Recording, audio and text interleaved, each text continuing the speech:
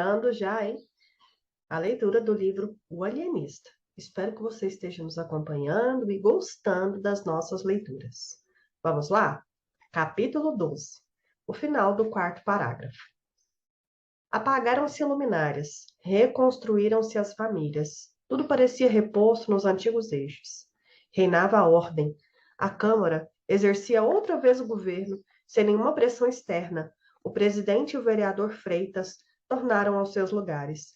O barbeiro Porfírio, ensinado pelos acontecimentos, tendo provado tudo, como o poeta disse de Napoleão e mais alguma coisa, porque Napoleão não provou a Casa Verde, o barbeiro achou preferível a glória obscura da navalha e das tesouras, as calosidades brilhantes do poder. Foi, é certo, processado, mas a população da vila implorou a clemência de sua majestade, daí o perdão. Pina foi absolvido, atendendo-se a que ele derrocara um rebelde. Os cronistas pensam que deste fato é que nasceu o nosso adágio. Ladrão que furta ladrão tem 100 anos de perdão. Adágio imoral, é verdade, mas grandemente útil. Não só findaram as queixas contra o alienista, mas até nenhum ressentimento ficou dos atos que ele praticara, acrescentando que os reclusos da Casa Verde, desde que ele os declarara plenamente enjuizados, sentiram-se tomados de profundo reconhecimento e férvido entusiasmo. Muitos entenderam que o alienista merecia uma especial manifestação e deram-lhe um baile, ao qual se seguiram outros bailes e jantares.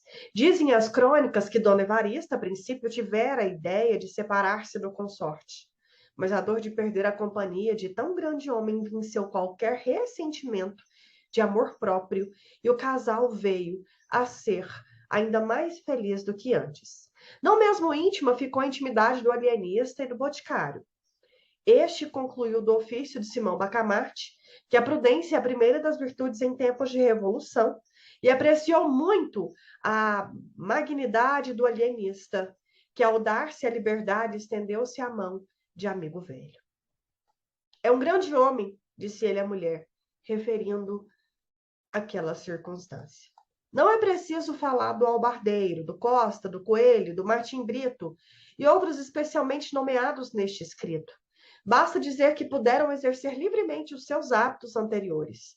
O próprio Martim Brito, recluso por um discurso em que louvava enfaticamente Dona Evarista, fez agora outro em honra do insigne médico, cujo altíssimo gênio, elevando as asas muito acima do sol, deixou abaixo de si todos os demais espíritos da terra. Agradeço as suas palavras, retorquiu-lhe o alienista, e ainda não me arrependo de o haver restituído à liberdade. Entretanto, a Câmara que respondera ao ofício de Simão Bacamarte, com a ressalva de que oportunamente estatuaria em relação ao final do quarto parágrafo, tratou, enfim, de legislar sobre ele. Foi adorada sem debate uma postura, autorizando o alienista a agasalhar na Casa Verde as pessoas que se achassem no gozo do perfeito equilíbrio das faculdades mentais. E porque a experiência da Câmara tivesse sido dolorosa, estabeleceu ela a cláusula de que a autorização era provisória, limitada a 1 ano, para o fim de experimentada a nova teoria psicológica, podendo a Câmara, antes mesmo daquele prazo, mandar fechar a Casa Verde. E se a isso fosse aconselhada por motivos de ordem pública. O vereador Freitas propôs também a declaração de que, em nenhum caso, fossem os vereadores recolhidos ao asilo dos alienados. Cláusula que foi aceita, votada e incluída na postura, apesar das reclamações do vereador Galvão. O argumento principal deste magistrado é que a Câmara, legislando sobre uma experiência científica, não podia excluir as pessoas dos seus membros das sequências da lei. A exceção era odiosa e ridícula. Mal proferia essas duas palavras romperam os vereadores em altos brados contra a audácia e insensatez do colega. Este, porém, ouviu-os e limitou-se a dizer que votava contra a exceção. A vereança, concluiu ele, não nos dá nenhum poder especial, nem nos elimina do espírito humano. Simão Bacamarte aceitou a postura, com todas as restrições. Quanto à exclusão dos vereadores, declarou que teria profundo sentimento se fosse compelido a recolhê-los à Casa Verde. A cláusula, porém, era a melhor prova de que eles não padeciam do perfeito equilíbrio das faculdades mentais. Não acontecia o mesmo ao vereador Galvão, cujo acerto na objeção feita e cuja moderação na resposta dada às invectivas dos colegas mostravam da parte dele um cérebro bem organizado, pelo que rogava à Câmara que lhe o entregasse. A Câmara, sentindo-se ainda agravada pelo proceder do vereador Galvão, estimou o pedido do alienista e votou unanimamente a entrega. Compreende-se que, pela teoria nova, não bastava um fato ou dito para recolher alguém à Casa Verde. Era preciso um longo exame, um vasto inquérito do passado e do presente. O padre Lopes, por exemplo, só foi capturado 30 dias depois da postura. A mulher do boticário, 40 dias. A reclusão desta senhora encheu o consorte de indignação. Crispim Soares saiu de casa espumando de cólera e declarando às pessoas a que encontrara que ia arrancar as orelhas ao tirano. Um sujeito, adversário do alienista, ouvindo na rua essa notícia, esqueceu os motivos de dissença e correu à casa de Simão Bacamarte, a participar-lhe o perigo que corria. Simão Bacamarte mostrou-se grato ao procedimento do adversário, e poucos minutos lhe bastaram para conhecer a retidão dos seus sentimentos. A boa-fé, o respeito humano, a generosidade, apertou-lhe muito as mãos e recolheu-o à Casa Verde. Um caso destes é raro, disse ele à mulher pasmada. Agora esperemos o nosso Crispim. Crispim Soares entrou. A dor vencera a raiva. O boticário não arrancou as orelhas ao alienista. Este consolou seu privado, assegurando-lhe que não era caso perdido, talvez a mulher tivesse alguma lesão cerebral, e examiná-la com muita atenção, mas antes disso não podia deixá-la na rua. E parecendo-lhe vantajoso reuni-los, porque a astúcia e velhacaria do marido poderiam, de certo modo, curar a beleza moral que ele descobrira na esposa, disse Simão Bacamarte: o senhor trabalhará durante o dia na botica, mas almoçará e jantará com sua mulher, e cá passará as noites, e os domingos e os dias santos. A proposta colocou o pobre boticário na situação do asno de Buridã. Queria viver com a mulher, mas temia voltar à Casa Verde. E nessa luta esteve algum tempo, até que Dona Evarista o tirou da dificuldade, prometendo que se incumbiria de ver a amiga e transmitiria os recados de um para o outro. Crispim Soares beijou-lhe as mãos agradecido. Este último rasgo de egoísmo, pusilânime, pareceu sublime ao alienista. Ao cabo de 5 meses estavam alojados umas 18 pessoas, mas Simão Bacamarte não afrouxava. Ia de rua em rua, de casa em casa, espreitando, interrogando, estudando, e quando colhia o enfermo, levava-o com a mesma alegria com que outrora os arrebanhava as dúzias. Essa mesma desproporção confirmava a teoria nova. Achara-se, enfim, a verdadeira patologia cerebral. Um dia, conseguiu meter na Casa Verde o juiz de fora, mas procedia com tanto escrúpulo que não fez senão depois de estudar minuciosamente todos os seus atos e interrogar os principais da vila.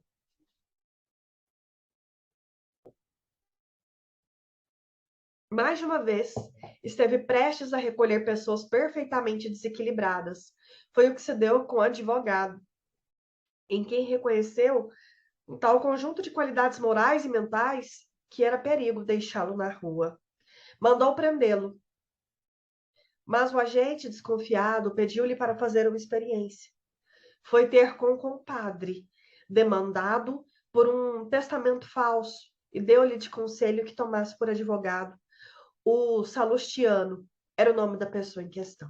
Então parece-lhe, sem dúvida, vá, confesse tudo, a verdade inteira, seja qual for, e confie-lhe a causa.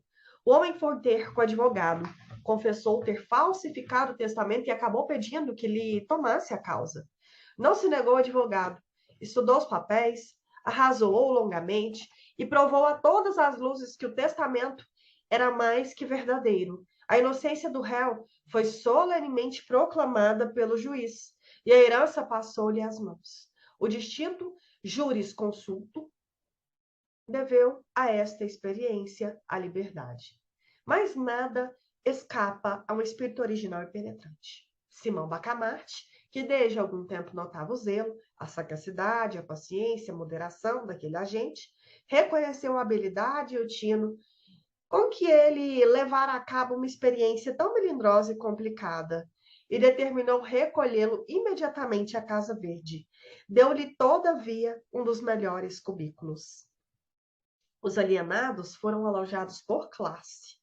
Fez-se uma galeria de modestos, isto é, os loucos em que predominava essa perfeição moral.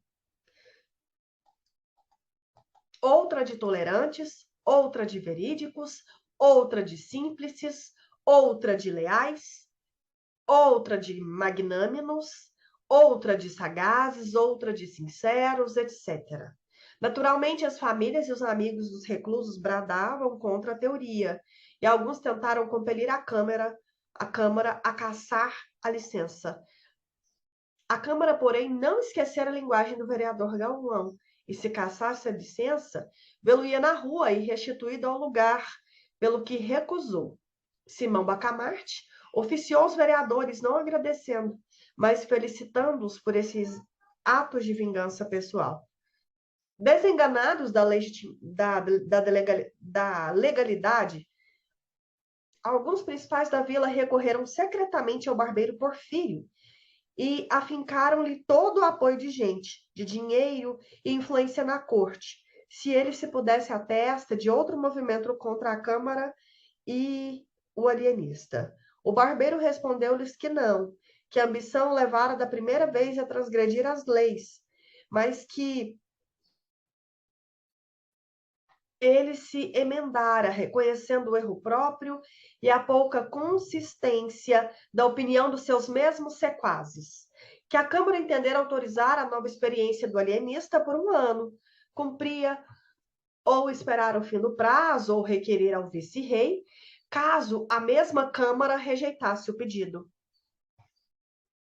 Jamais aconselharia o emprego de um recurso que ele viu falhar em suas mãos, e isso a troco de mortes e ferimento, que seria o seu eterno remorso.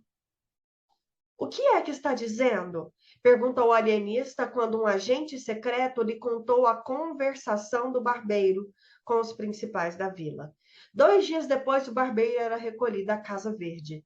Preso por não ter cão? Preso por não ter cão, exclamou o infeliz.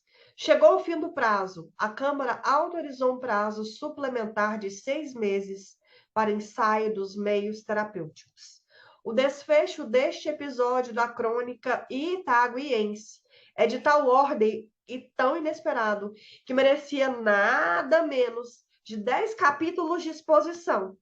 Mas contento-me com um, que será o remate da narrativa, um dos mais belos exemplos de convicção científica e abnegação humana. Esta foi a leitura do capítulo 12 do livro O Alienista. Aguarde a cena do último capítulo.